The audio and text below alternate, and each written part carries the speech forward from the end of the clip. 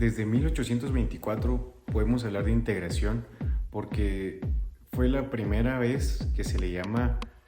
República Federal de Centroamérica. Y estamos hablando de que todo eso antes era era un solo estado. Y es importante reconocer porque desde 1824, posterior a 1950, 1960 con la creación del mercado común y en 1992, 20 años después, del mercado común se crea el mismo sistema de integración centroamericano. Entonces, no es primera vez, no es ahora que se escucha o se habla o se anhela una integración, porque es algo, como decía el documento, algo sui generis, que es único en su especie en 1824, posterior a 1950 y las fechas que les había mencionado del mercado común, en los 60 y en los 90. Y pues como no se puede dar todo en cuestiones de intereses, en cuestiones de cómo se puede dar el crecimiento económico e integracionista, pues eso termina, esa idea termina con Morazán en 1840, dando fusilamiento, dando muerte a él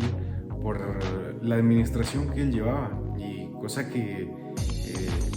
al momento de saber de que se tenía una gran deuda, ahí hay un elemento importante de las cosas que se van a ir dando en cuestiones de, en lugar de unir, pues se van a separar. Como les mencionaba, la deuda que arrastraba la República Federal de Guatemala, pues dio paso a ese fusilamiento. Y viene otro elemento que es importante mencionar, porque ¿qué pasó al final? ¿Qué se logró? Viene Carrera y para que no lo cuestionen, él empieza a decir, bueno, Honduras, aquí está tu caudillo, Salvador, aquí está el caudillo, que eran fieles a él. Es decir, él con esas acciones empezó a segmentar el territorio en lugar, como decía De la Roya, esto es utópico, pero él más bien debió bajar, así como nos imaginamos el territorio, es decir, no poner a personas, sino él ser la persona que baje a administrar políticamente el territorio para demostrar esa unión, cosa que no se da y al final pues crea más deterioro porque ya dejan de participar estados, ya El Salvador hace así como que miren, ya no me interesa esta parte de este gobernante, voy a ver qué hago por mi cuenta. Y pues ahí es donde empieza ese desfase en cuestión a lograr una integración, ¿no? Bueno, y se dieron las reformas liberales. Estas reformas liberales, pues impulsadas por Justiniano Barrios, que se fueron replicando en Honduras, El Salvador, pues, Nicaragua. En estos últimos, pues se fue dando algo tardío.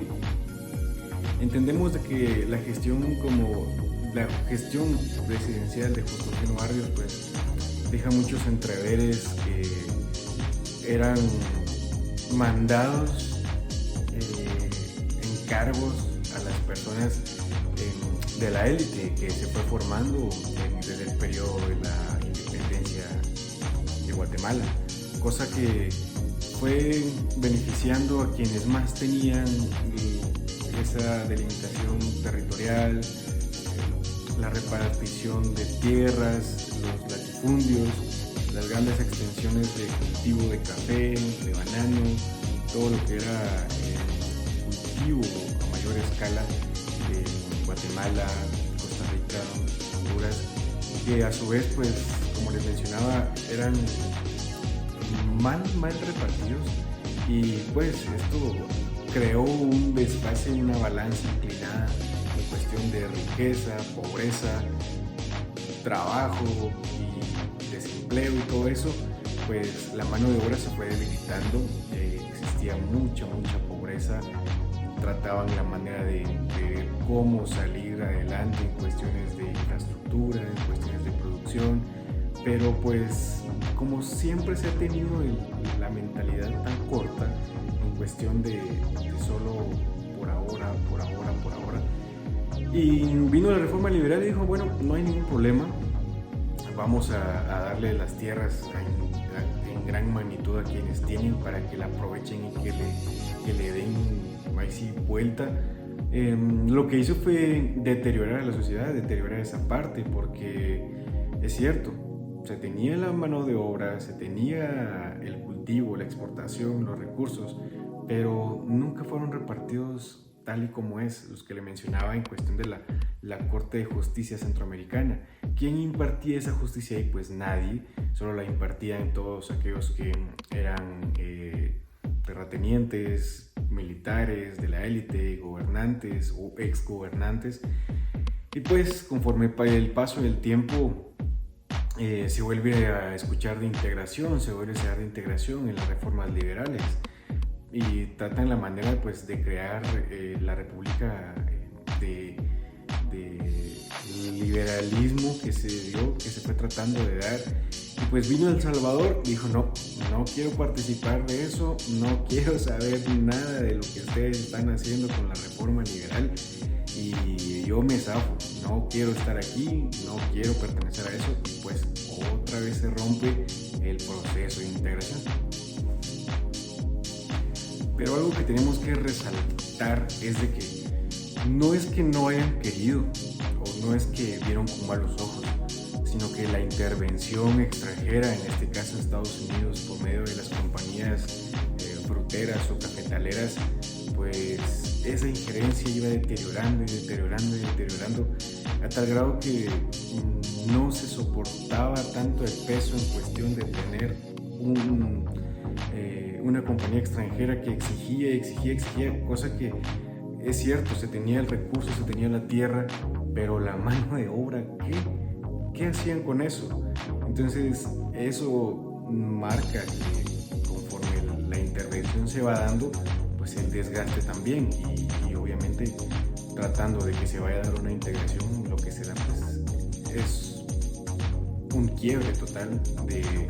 la integración que se anhela, ¿no? Bueno, y 100 años después de 1821, en 1921 pues se vuelve a dar la intención de integración centroamericana, porque la iniciativa de Guatemala, Honduras, El Salvador, Nicaragua y Costa Rica pues dicen, bueno, hagamos otra vez la ratificación, la lucha de la Unión Federal de Guatemala, y está bien, pero Costa Rica se niega a eso. Costa Rica dice no quiero pertenecer a eso, yo voy a ver la manera de cómo seguir junto a ustedes, pero sin la federación. Y algo muy interesante que parte de esto se lo voy a comentar al final, y tiene que ver con Costa Rica. Y pues en la actualidad conocemos cómo está la integración centroamericana, algo deteriorada a raíz de lo que se daba. Por ejemplo, en 1969 todo iba bien y El Salvador y Honduras, la guerra de fútbol. Entre ellos otra vez peleas entre sí, es como aquellos típicos hermanos que pues tienen de todo, ahí van tratando la manera de cómo solventar con uno, con otro, y se pelean porque uno quiere lo que tiene el otro y el otro quiere lo que tiene el otro, y nunca se tenía ese trabajo en armonía en cuestión de integración. Lo que les mencionaba,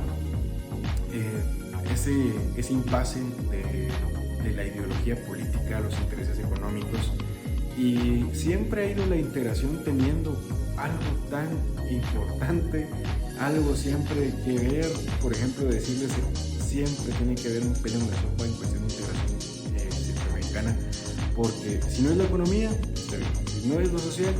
si no es lo político. Y actualmente estamos viendo un